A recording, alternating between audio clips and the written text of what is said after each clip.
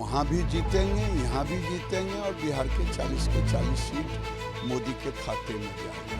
इकट्ठा होके मोदी के खिलाफ वोट डालेंगे तो दूसरे वर्ग उनके विरोध में डालेंगे।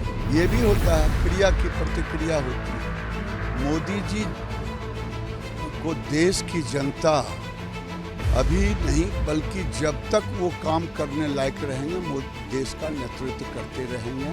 देखिए, मोदी का मुद्दा विकास विकास विकास है। कभी लालू जी पिछड़ों के नाम पर सत्ता में आए, यादव कोयरी कुर्मी पिछड़ों को उन्होंने कहा कि आओ आओ आओ, आज पिछड़ों का नौकरी छीन रहे हैं।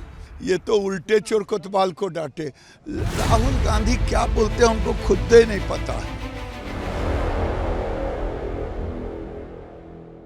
बिहार की 5 सीटों पर आज मतदान हो रहा है, उसमें बेगूसराय भी हैं और बेगूसराय से बीजेपी के प्रत्याशी गिरिराज सिंह जी हमारे साथ हैं। गिरिराज जी, आप तो सबसे पहले अपना वोट डाल के आ गए, हालांकि आपका वोट बेगूसराय में नहीं है। अभी तक क्या जानकारी? मैं अभी देखिए कितना सजगता से वोट डाल करके बगल से बढ़िया से आया हूँ मुंगेर लोकसभा में, और 7:25 में हम अपने बेगूसराय के चकिया बूथ पे पहुँच गया।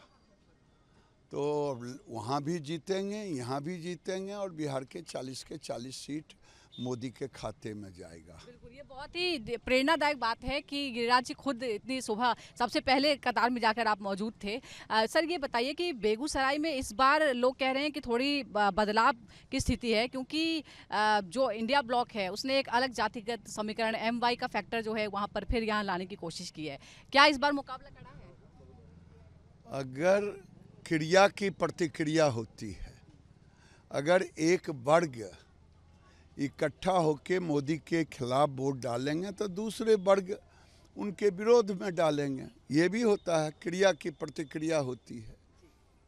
तो आपको क्या उम्मीद है इस बार, क्या रहेगा मार्जिन? मार्जिन उससे अधिक रहेगा। सर, ये जो 75 साल की उम्र वाला जो बात है अरविंद केजरीवाल की तरफ से जो कही गई है, आजकल अंतरिम बेल पर बाहर आए हैं तो वो कह रहे हैं कि 75 साल की उम्र में मोदी जी रिटायर हो जाएंगे। आपके लिए भी कहा जा रहा था, लेकिन आपको टिकट मिला और आप प्रत्याशी हैं।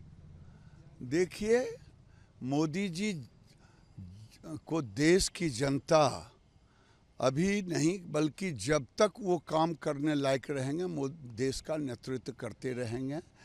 इन घोटालेबाजों को मोदी से डर लगता है, इसीलिए अभी तो बेल पर आए हैं केजरीवाल, फिर जेल जाएंगे। गिरिराज सर, मैं आपको तब से जानती हूँ जब ये सनातन या हिंदुत्व की बात करना बहुत ज़्यादा ट्रेंड में नहीं था।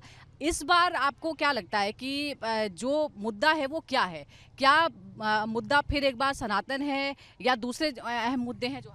देखिए, मोदी का मुद्दा विकास विकास विकास है, लेकिन अगर लालू यादव जी, अगर कम्युनिस्ट पार्टी, अगर कांग्रेस पार्टी मुसलमानों को आरक्षण दे,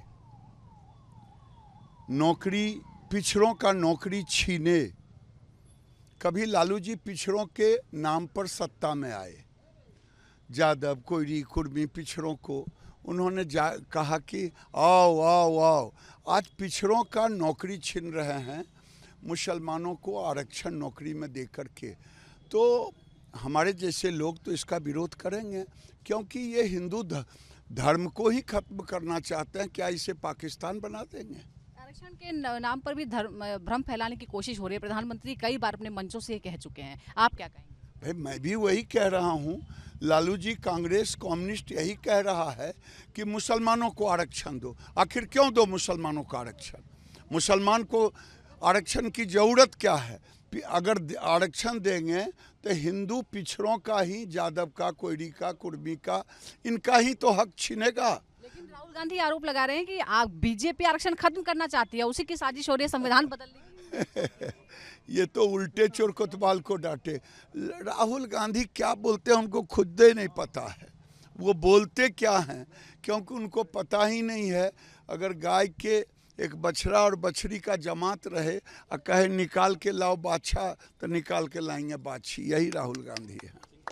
सर ये राम मंदिर को लेकर पहले भी जब प्राण प्रतिष्ठा होने वाली थी बहुत बयान आते थे, अब भी बयान बंद नहीं हुए हैं। एक नाना पटोले महाराष्ट्र के नेता वो कहते हैं हम तो शुद्धिकरण कराएंगे, कोई कुछ और बातें कहता है, कोई कहता है कि उसका तो मॉडल ही खराब है।